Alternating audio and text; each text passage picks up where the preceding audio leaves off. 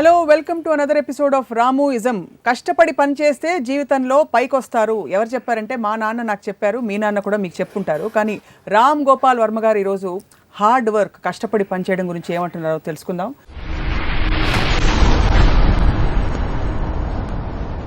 వర్మ గారు నమస్కారం, వెల్కమ్. మీరు ఇష్టపడి పైకి వచ్చారా, కష్టపడి పైకి వచ్చారా? కష్టపడితే పైకి వస్తారు అనేది అఫ్కోర్స్ నేను విన్నాను, మా చిన్నప్పటి నుంచి నాకు చెప్పారు. అది నా ఉద్దేశంలో కూలోళ్ళే కష్టపడతారు. సక్సెస్ఫుల్ అయిన వాళ్ళు ఎవ్వరు కూడా కష్టపడరు. వాళ్ళు తెలివితో వేరే వాళ్ళని కష్టపడిస్తారు. అది యాక్చువల్ ట్రూత్ ఆఫ్ లైఫ్. అది దీనికి ఎగ్జాంపుల్ నేను ఏం ఇస్తానంటే, first of all the word కష్టపడటం అనే వర్డ్లోనే ఒక నెగిటివిజం ఉందని నా ఫీలింగ్. అది పేరెంట్స్కి తెలీదు, టీచర్స్కి తెలీదు, మన పెద్దలు ఎవరు దాన్ని అర్థం చేసుకోరు. ఇప్పుడు నాకు ఫస్ట్ గుర్తుంది, పొద్దున్న 5 గంటలు లేచి కష్టపడి చదివితే నీకు మంచి మార్కులు వస్తాయి అని నా తాతయ్య, మా నాన్నగారు, మా మదర్ చెప్పేవారు నాకు. నువ్వే కష్టపడి అని చెప్తే already you're putting a negative element in the child's mind. ఎందుకంటే వర్క్ అనేది నా డెఫినేషన్లో ఏంటంటే, it's something you have to do, చెయ్యాలి కనుక చేస్తున్నావు. యూ వాంట్ టు డూ అంటే అప్పుడు అది ఇష్టం అవుతుంది. ఇందాక మీరు చెప్పింది కరెక్ట్. కష్టపడాలో డిఫరెన్స్ ఏంటంటే, ఇష్టపడనేది వాంటింగ్ టు డూ, కష్టపడనేది హ్యావింగ్ టు డూ. నువ్వు చేస్తేరా, నువ్వు బాగా కష్టపడి చదువుకుంటే నీకు సినిమా చూపిస్తానే అంటే, సినిమా అనేది ప్లెజరబుల్ ఎలిమెంటు, చదవటం అనేది ఒక నెగిటివ్ ఎలిమెంట్ అనేది మీరే ఫస్ట్ పెట్టేస్తున్నారు మైండ్లో. ఒక పిల్లోడి మైండ్లో first right from the time he's become conscious as a kid or whatever it is. So అప్పుడు అక్కడ ఏంటి 2 పాయింట్స్. అక్కడ ప్రోగ్రెస్ ఆఫ్ హ్యుమానిటీ ఎప్పుడూ కూడా మీరు ఎంత తక్కువ కష్టపడాలి అనే దాంట్లోంచి మీకు ప్రోగ్రెస్ ఉంటుంది. ఇప్పుడు మనం గొడ్డులాగా చాకరీ చేసేస్తే ఏదో మెషిన్ కనిపెట్టాం ఆలోచించి. అవును.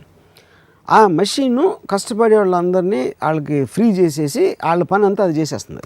సో అది మీరు ఆ డిగ్రీ అనేది తక్కువ మొత్తం కష్టం అంతా మెషిన్స్ అలాంటి దానికి మనం అప్పగించే రోజు వచ్చినప్పుడు the world will really be the most advance place in every which way. కష్టపడటం అని చేయకూడదు ఎవడు అసలు. ఇప్పుడు ఇంకో ఎగ్జాంపుల్ ఇస్తానంటే, ఇప్పుడు కష్టపడకుండా ఏంటి మీరు చేస్తున్నారు, ఒక డెసిషన్. నాకు ఈ మధ్యన నాకు తెలిసిన ఒక హీరో ఒక సినిమా చేశాడు, అది ఆడలేదు సినిమా. తను నాకు ఒక మెసేజ్ ఏం పెట్టాడంటే, ఈ సినిమా ఫెయిల్ అవ్వటం, I won't let it put me down, I will work more harder for the next film అని పెట్టాడు. తను ఏదో ఒక ఎమోషన్ ఫీల్ అయ్యి ఇంకా హార్డ్ వర్క్ చేస్తాను నెక్స్ట్ సినిమాకి, దీని వల్ల నేను డిప్రెషన్లోనే ఉన్నాను. నేను తనకు ఫోన్ చేసి చెప్పాను, అంటే ఇంకా హార్డ్ వర్క్ అంటే ఈ సినిమాకి 7 గంటలు లేస్తే దాన్ని 4 గంటలు లేస్తావా, లేకపోతే నీకు ఇందులో నీకు 5 ప్యాక్లు ఉంటే 7 ప్యాక్లు ట్రై చేస్తావా, ఇంకో గంట సేపు ఎక్కువ జిమ్లో ఎక్సర్సైజ్ చేసి, వాట్ డూ యూ మీన్ కష్టపడటం ఏంటి? దాంట్లో నువ్వు ఒక డెసిషన్ తీసుకున్నావు ఒక సినిమా చేయడానికి, ఒక డైరెక్టర్ మీద డెసిషన్ తీసుకున్నావు, ఈ సీన్ ఎట్లా చేయాలని కొన్ని నిర్ణయాలు తీసుకున్నావు. ఆ నిర్ణయాలు తప్పైనాయి. ఆ నిర్ణయాలకి కష్టానికి ఏంటి అసలు? దానికి ఇట్ ఈజ్ అబౌట్ డెసిషన్స్. ఇప్పుడు నన్ను శివాలో ఒక సాంగ్ ఉంది, లెక్కలు ఎక్కాలు తెలవనోళ్ళు లక్కుతోటి లక్షలను మునుగుతారు. అంటే ఇప్పుడు ఏంటి, కష్టపడి చదివే వాళ్ళందరూ కూడా ఎవరో వాళ్ళ దగ్గర పని చేస్తారు. సో ఇప్పుడు మనం పని అనేది డిఫైన్ చేయాలి. ఇప్పుడు ముఖేష్ అంబానీ పని చేస్తాడా? అఫ్కోర్స్ చేస్తాడు. అప్పుడు మీరు ఇప్పుడు ముఖేష్ అంబానీ కూర్చుని ఒక ఇది ఉంది, ఇక్కడ ఉంది, ఇది ఇక్కడ డైవర్ట్ చేయండి, లేకపోతే ఈ ఫలానా ఎనర్జీకి మనకు మంచిది ఉంటుంది, దానికి కొంతమంది అదే. అప్పుడు ఆ కష్టం ఎక్కువ, లేకపోతే గొడ్డులా కష్టపడటం ఎక్కువ. సో అది డిఫరెన్స్. కానీ మనకేంటి, మన చిన్నప్పటి నుంచి మన పేరెంట్స్ అందరూ గొడ్డులా కష్టపడటం నేర్పిస్తారు. They will not let us think. That is the fundamental problem. Yeah, I mean అది వర్క్ కాదు. ఇప్పుడు ఆయన ఎంజాయ్ చేస్తాడు, Mukesh Ambani will enjoy doing it. తను స్ట్రెస్ ఫీల్ అవడు, ఎందుకంటే ఈజ్ మేకింగ్ థింగ్స్ గ్రో. ఆయన డెసిషన్ తోటి ఇది చేయాలా, అది చేయకూడదు అని ఒక ఆలోచించడంలో ఒక ప్లెజరబుల్ ఆస్పెక్ట్ తీసుకుని ఆ డెసిషన్ తోటి ఈజ్ మేకింగ్ థింగ్స్ మూవ్. అప్పుడు రకరకాల వర్కర్స్ మషిన్స్ దగ్గర పని చేస్తారు, లేకపోతే డ్రాయింగులు గీస్తారు, ఇది చేస్తారు, అది చేస్తారు. ముఖేష్ అంబానీ మైండ్లోంచి వచ్చిన విజన్లోంచి వర్క్ ఫోర్స్ అనేది స్టార్ట్ అవుతుంది. మీకు ముఖేష్ అంబానీ ఇప్పుడు పైన కనిపిస్తున్నారు స్క్రీన్ మీద, కానీ కింద చాలా మంది కష్టపడకపోతే ముఖేష్ అంబానీ డ్రీమ్ రియలైజ్ అవుతుందంటారా? నేను కష్టపడకూడదు అంటలేదు. పాయింట్ ఈజ్ నాట్ అబౌట్, అంటే మీది అది మైండ్ సెట్ నేను చెప్పేది. కష్టం ఇప్పుడు ఫర్ ఎగ్జాంపుల్ ఇప్పుడు మా మదర్ కానీ మా గ్రాండ్ ఫాదర్ కానీ చదువుకోవటం అనేది ఒక ప్లెజరబుల్ థింగ్ లాగా నాకు చెప్పాను అనుకోండి, కష్టం అనే మాట తీసేసి. అంటే ఉదాహరణకి చెప్పండి. ఎంజాయింగ్ మీరు వర్క్ ఎంజాయ్ చేసినప్పుడు అది హార్డ్ వర్క్. మన ఇక్కడ ఏంటి మనం మాట్లాడుతుంది హార్డ్ వర్క్ అనేది డెఫినేషన్లోనే ఒక నెగిటివ్ ఎలిమెంట్. అబ్బా నేను చెమటలు కార్చిపోయి ఇలా చేసి ఎలాగైనా చేయలేని సాధించాలి అని అష్ట కష్టాలు పడి ఒక నొప్పిని ఓర్చుకుని ఒక దానికి చేరాలి అనే దాంట్లోంచి హార్డ్ వర్క్ అనే పదం అక్కడి నుంచి సో వచ్చింది. హార్డ్ వర్క్ అనే టర్మినాలజీ మార్చాలంటారు. దట్ ఈస్ ద ప్రాబ్లం నాకు. ఇప్పుడు సో ఉదాహరణకి నేనే మీరు అనుకోండి, మీరే మీ అమ్మ నాన్న అనుకోండి, నాకు ఎలా చెప్తారు నేను చదువుకోవాలనుకోండి, ఇంజనీరింగ్ కాలేజ్లో చేరాను. ఇప్పుడు నువ్వు 5 ఇంటికి ఇస్తే భలే ఉంటుంది. నువ్వు చదువుకుంటే నీకు ఎన్నో తెలిసిపోతాయి. ఆ తెలిసిపోయిన వాటిలోంచి నువ్వు వేరే వాళ్ళకి చెప్పవచ్చు, అందరూ నిన్ను బాగా చూస్తారు, నువ్వు అందరికన్నా ఎక్కువ నువ్వే అక్కడ ఎలివేట్ అవుతావు, ఇలా చెప్పాలి వాళ్ళకి. అంటే అదొక ప్రొవోకింగ్, ఒక ఏమంటుంది దాన్ని ఇన్స్పైరింగ్ కైండ్ ఆఫ్ వే. లేదురా నువ్వు చదువుకేమ్మా, నువ్వు 2 గంటలు చదివితే నీకు చాక్లెట్ ఇస్తాను, రేపు రాత్రి సినిమాకి తీసుకెళ్తాను. థామస్ ఆల్వా ఎడిసన్ పొద్దునే లేచి 3 గంటలు చదువుకున్నారు, ఇలాంటివన్నీ ఉండవు. అది ఇవన్నీ కూడా చెప్తారు. కానీ థామస్ ఆల్వా ఎడిసన్ 3 గంటలకి పాయింట్. ఇప్పుడు దీనికి కనెక్టింగ్ పాయింట్ ఏంటి మనకి ఇక్కడ? ఇప్పుడు నేను కాలేజీలో కానీ స్కూల్లో కానీ చదువుకున్నప్పుడు ఎంతసేపు మార్కులు తెచ్చుకో, కష్టపడి చదివితే నీకు 70% 80 ఆ టైంలో ఏది ఎక్కువ వస్తే నీకు నెక్స్ట్ సీట్ వస్తుంది, లేకపోతే ఉద్యోగం వస్తుంది, ఇలాంటివి.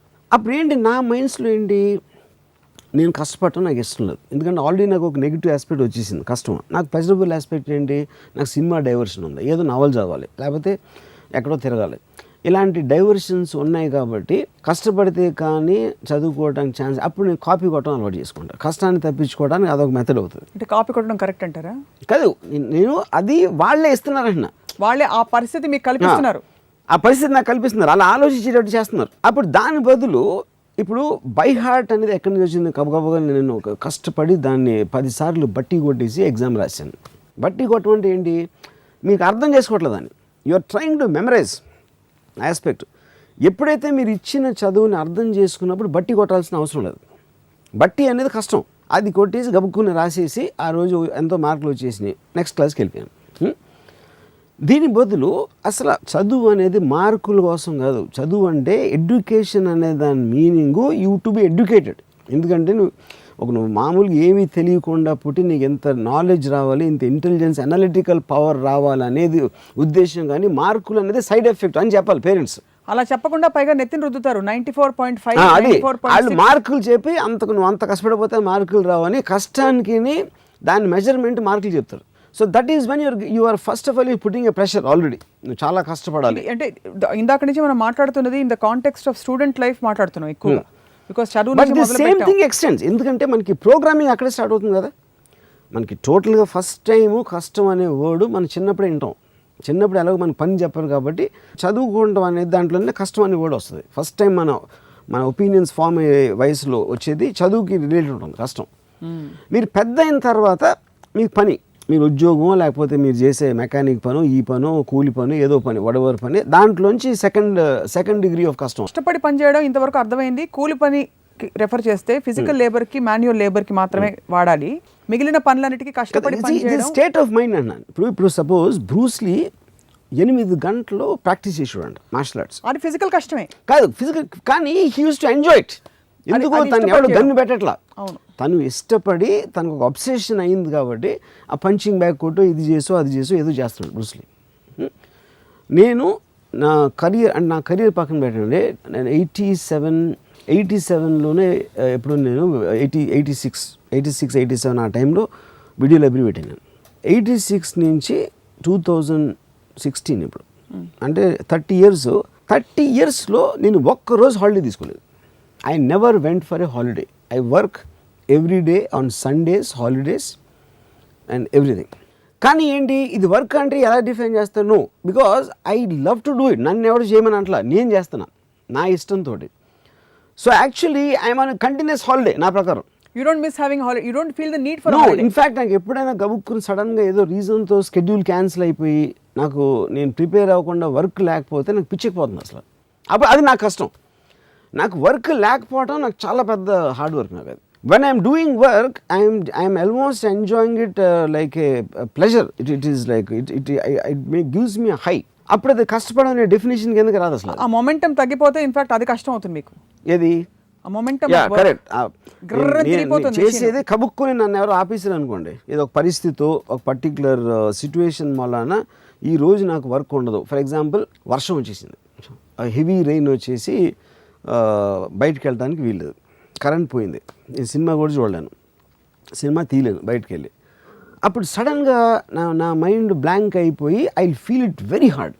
ఎక్స్ట్రీమ్ రేర్ కేసులో నాకు ఏదో ఫీవర్ వచ్చి if I have to be on the bed for 2 days also I will die, అంటే ఏం చేయట్లేదని. సో ఇప్పుడు ఆ డెఫినేషన్లో గుడ్డులాగా కష్టపడతాను. మా మదర్ కూడా అంటున్నాను, రాము కష్టపడినంత అసలు ఎవ్వడు పడడు, కానీ అంటే తన ఉద్దేశంలో అది. ఎందుకంటే అంటే ఇది మీకు నచ్చిన రంగంలో మీరు ఉన్నారు కాబట్టా, అది నేను నచ్చింది నేను చేస్తున్నాను, అంటే నాకు ఇష్టపడి చేస్తున్నాను కాబట్టి అది నాకు కష్టం అనిపిస్తుంది. ఇదే మీరు సపోజ్ అక్కడ ఇంజనీరింగ్ కాలేజ్ డిగ్రీ తీసుకుని బయటకు వచ్చి ఒక ఐ డోంట్ నో మీరు ఏ విభాగంలో ఇంజనీర్ అయ్యేవారు, ఇలాగే ఉండేవారా? ఇప్పుడు నేను ఇంజనీరింగ్ కాలేజ్లో కష్టపడింది ఎప్పుడంటే నాకు చాలా లో అటెండెన్స్ ఉండేది. నేను కాలేజ్లో ఏదో ఒక మినిమం అటెండెన్స్ ఉండాలి కాబట్టి ఒక కొన్ని క్లాసులన్నా అటెండ్ అవ్వాల్సిన అవసరం ఉండి వెళ్ళేవాడిని కొన్ని క్లాసులకి. అక్కడ లాస్ట్ బెంచ్లో కూర్చుని నవల్స్ చదివాడిని. కానీ అప్పుడప్పుడు లెక్చర్ వస్తాడు కాబట్టి అది కొంచెం అటే చూస్తూ ఉండాలి కాబట్టి దాన్ని దాయటానికి మళ్ళీ తీయటానికి ఈ ఎఫర్ట్ ఏదైతే పెట్టానో అది ఒక్కటే నా లైఫ్లో నేను పడిన కష్టం, అది ఒకటే. అంతకు మించి నేను ఎప్పుడూ ఏం కష్టపడలేదు యూనో. అప్పుడు ఎందుకు నేను కాలేజ్ ఎగ్గొట్టడం నా ఇష్టంతో, సినిమాలు చూడటం నా ఇష్టంతో, నేను ఏమి చేసినా కూడా నా ఇష్టంతో చేశాను కాబట్టి కష్టం అనే దానికి నాకు సంబంధమే లేదు ఎక్సెప్ట్ ఫర్ దట్ పార్ట్. కష్టపడడం అనేది విజయానికి, ప్రపంచంలో మనుగడ సాగించడానికి, ఫర్ ఎగ్జిస్టెన్స్, ఫర్ సర్వైవల్ ముడిపెట్టారు. మీకు ఎప్పుడు ఈ సర్వైవల్ క్వశ్చన్స్ రాలేదా? నాకు డబ్బులు ఎవరు ఇస్తారు? ఇదంతా ఎవరు చేశారంటే, ఇప్పుడు ఇందాక చెప్పాను కదా, వేరే వాళ్ళని మన కోసం పని చేయించాలి అనే తెలివి ఉన్నాడు, ఇది రుద్దాడు అందరి మీద. బాగా కష్టపడితే నువ్వు పైకి వస్తావురా, నీకు సుబ్రహ్మణ్యుడి దగ్గర ఉద్యోగం వచ్చేస్తుంది అని చెప్పి మా తాతయ్య చెప్పారు అది నాకు. అంటే ఎందుకు అది కూడా ఎందుకు, సుబ్రహ్మణ్యుడి గారు as a contractor he might pay more than a government job. అది దానికి లింక్ అక్కడ ఏదో ఉంటుంది. So it is true of course. చెప్పారు. ఎందుకంటే మా తాతయ్య mentality will be related to the so called కూలి పని. నేను డిరోగేటరీగా చెప్పట్లా, I'm just talking about states of difference of levels of thinking. అప్పుడు సుబ్రహ్మణ్యరెడ్డి గారు, అంటే ఆయన గురించి స్పెసిఫిక్గా చెప్పట్లేదు, ఎగ్జాంపుల్ చెప్తున్నాను. మా తాతయ్య లాంటి వాళ్ళు ఒక 100 మందిని తీసుకుని వాళ్ళతో కష్టపడి పని చేయించి ఆయన ఏసీ రూమ్లో ఒక మర్సిడీస్ బెంజ్లో తిరుగుతారు. అప్పుడు ఎవరు గొప్ప? కష్టపడినోడే గొప్ప. Is it true or not? Yeah. So the bottom line here, coming back to myself, is if 30 yearsలో నేను ఎంతోమంది కలిసి I'm just have to take a break man అంటారు. I'm waiting for Saturday, I just want to just knock off. మాట్లాడితే అసలు వాళ్ళు ఏదో అయిపోయినట్టు వాళ్ళు ఫీలింగ్. హాలిడే అంటారు, ఇదంటారు, ఇదంతా కూడా ఓకే. విచ్ మీన్స్ వాళ్ళు వారం రోజులో వీక్ డేస్లో వాళ్ళు ఏదైతే ఉద్యోగం పనో ఏదో చేస్తున్నారో they hate that, they just hate that. ఒక సింపుల్ ఎగ్జాంపుల్ ఇస్తాను. ఇప్పుడు మీరు కష్టపడట్లేదని మీరు అనుకుంటున్నా, మీకు కష్టపడడం అనేది మీకు జీర్ణించుకుపోయి నాటుకుపోయింది మీ సిస్టంలోనే. You know your responsibilities. మీరు ఫర్ ఎగ్జాంపుల్ మీరు ఓపెన్గా ప్రొఫెస్ చేసే 2-3 పనులు, ఉదాహరణకి హ్యావ్ అ వాడ్కా అంటారు. అలానే మీరు వాడ్కా బాటిల్ తీసుకుని సెట్కి వెళ్ళిపోరు. You know your restrictions, you know when to, or it can be anything else. It's not that. I mean, I don't think that is wrong. నేను చేయకపోతే వేరే విషయం. I might have a certain habit of drinking it at a certain time. But if అమెరికాలో shooting చేస్తుంటే మధ్యలో they'll drink a beer. అప్పుడు అది వాళ్ళు తీసుకున్న డెసిషన్. రిస్ట్రిక్షన్స్ ఎలా చేయాలి పద్ధతులు అనేది అది వేరే topic. I don't think that is related to hard work. No, but where does a sense of responsibility come towards what you're doing? Because మీరు చెప్పేది అల్టిమేట్ రెస్పాన్సిబిలిటీ ఉంటే నేను కష్టపడకపోయినా నా కర్మ, నేను నా ఇష్టం. ఇప్పుడు degrees of differences in thinking అనేది ఉంటుంది. ఇప్పుడు మీరు పుట్టుకతోనే మీకున్న పరిస్థితుల మూలాన మీకు ఎబిలిటీ, మీ ఇంటెలిజెన్స్ లెవెల్, మీ టాలెంటు, మీరు ఆలోచించే విధానం, ఆలోచించగలిగే కెపాసిటీ, ఇవన్నీ ప్రతి మనిషికి వేరీ అవుతాయి.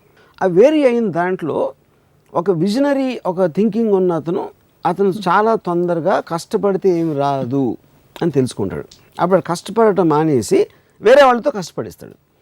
ఆ తెలివి లేని వాళ్ళు కష్టపడటమో, కాపీ కొట్టడమో, లేకపోతే అంటే ఆ కాంటెక్స్ట్లో చెప్తున్నాను, లేకపోతే క్రిమినల్స్ అవ్వటమో, లేకపోతే వేరే చేస్తారు యూనో.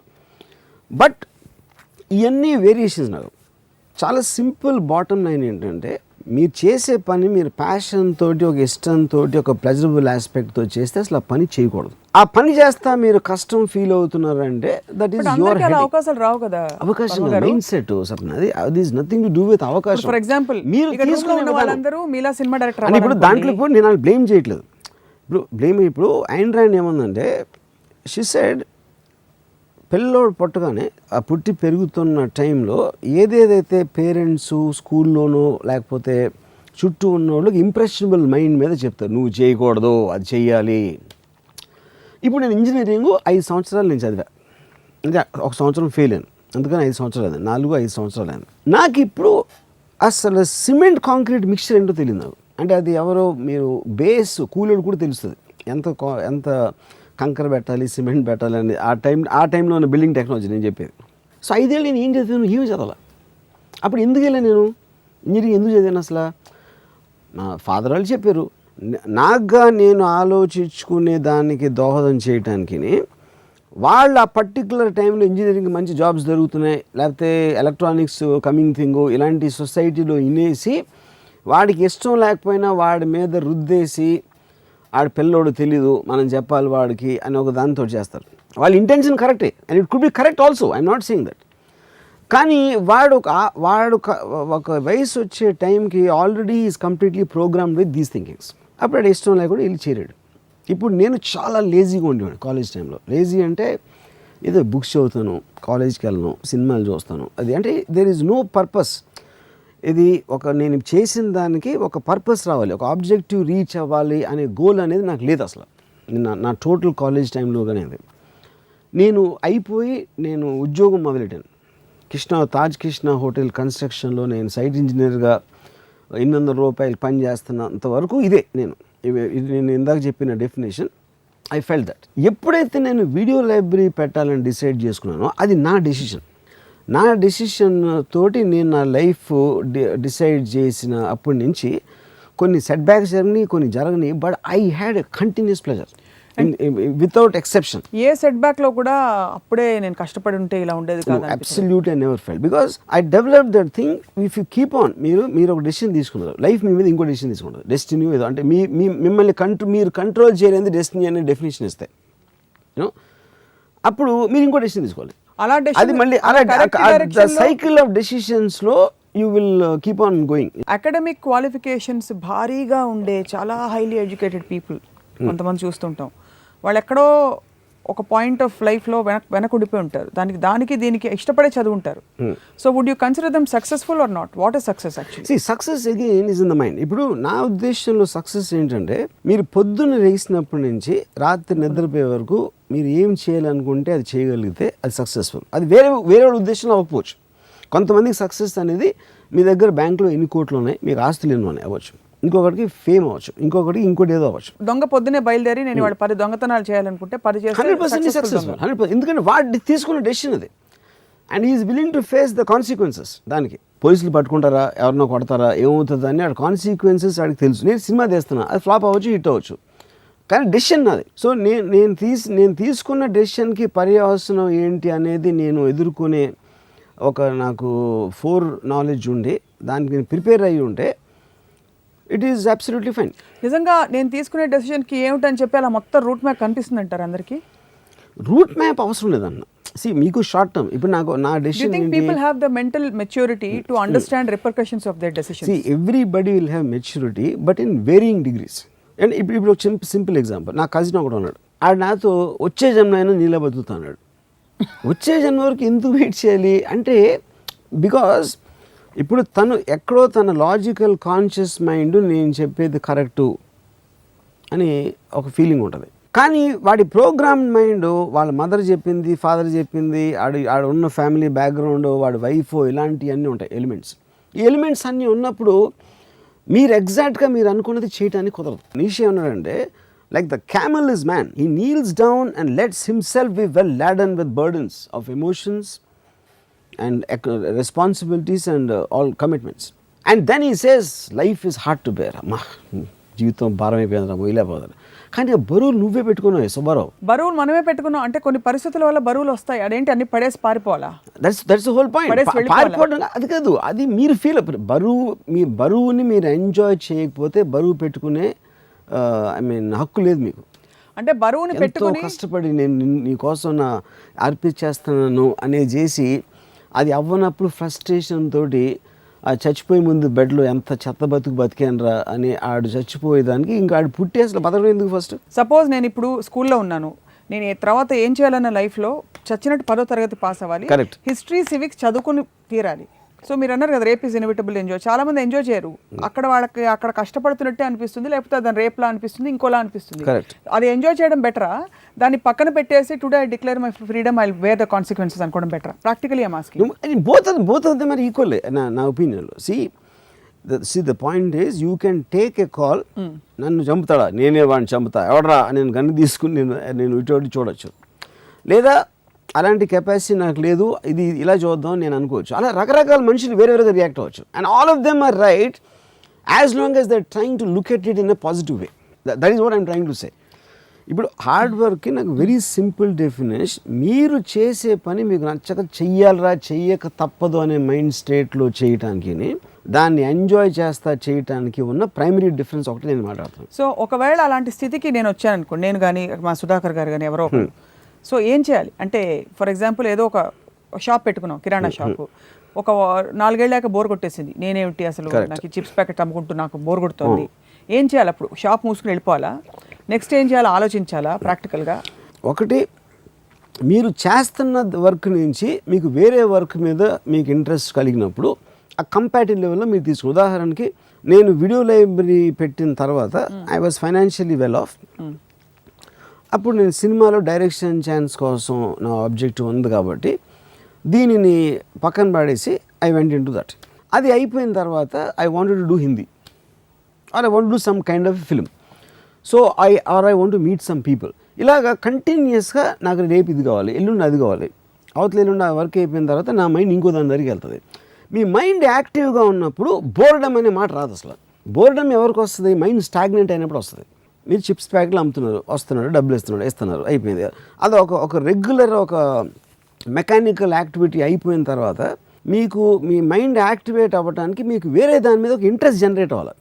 ఇంట్రెస్ట్ జనరేట్ అయినప్పుడు ఆటోమేటిక్గా మీ మైండ్లోనే మీకు కంపారిజన్ వస్తుంది. ఇది బెటరా, నాకు చిప్స్ అమ్ముకోవడం బెటరా, అది చేయడం బెటరా అని ఒక థాట్ వస్తుంది. అప్పుడు చిప్స్ అమ్మటం ఆపేసి దాంట్లోకి వెళ్తే నా పరిస్థితి ఏంటి? ఒకవేళ అది వర్కౌట్ అవ్వకపోతే నేను ఇక్కడ ఉన్నదాన్ని వదిలేస్తున్నానా? కానీ అది వర్కౌట్ అయితే నాకు చిప్స్ అమ్మటం కన్నా ఎక్కువ ప్లెజర్ వస్తుంది, అందుకని నేను ఆ డెసిషన్ తీసుకోవాలా? అది that is what I'm saying, you're facing the consequence of a decision. లేదు ఈ చిప్స్ నాకు బోర్ కొడుతుంది, కానీ ఇది లేకపోతే నాకు రేపు పొద్దున్న డబ్బు లేకపోతే నా పరిస్థితి, నా ఫ్యామిలీ పరిస్థితి ఏంటి, అండ్ నా లైఫ్ అంతా చిప్స్ అమ్ముతాను అనేది ఒక డెసిషన్. అప్పుడు మీరు బోర్ కొడుతున్నా, అది చిరాకు పడుతున్నా, అది కష్టపడటం అవుతుంది, అది హార్డ్ వర్క్ అవుతుంది. సో అయితే మీరు అనేది ఏంటంటే మీ యాక్చువల్ సిచ్యువేషన్కి మీరు ఉండాలనుకున్న సిచ్యువేషన్కి మధ్య గ్యాప్ ఉండకూడదు.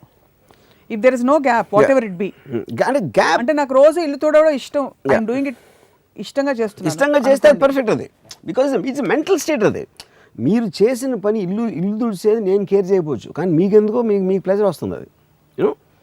So it is your own mind which should perceive the happiness. మీరు చేసేది మీకే నచ్చినప్పుడు, బోర్ కొట్టినప్పుడు, ఇంట్రెస్ట్ లేకుండా చేసినప్పుడు, that comes under hard work for me. So this hard work is almost like it's sounding like it's a cynical way of looking at life. Yeah, it's it a is very cynical depressing and it is way depressing. of life. Yes, and it is you are feeling a low, and all these people, manaku mahal చూస్తే తెలిసిపోతున్నారు. Just to see the face, I know that. Yeah. So one thing, చాలా మంది ఫిలాసఫీలు చెప్పారు, dare to dream, fly because wings are yours, ఇలాంటివన్నీ కొటేషన్లు ఫేస్బుక్లో కూడా చూస్తుంటాం. వాటికి అర్థం పర్థం హౌ టు అప్లై అనే ఉండదు.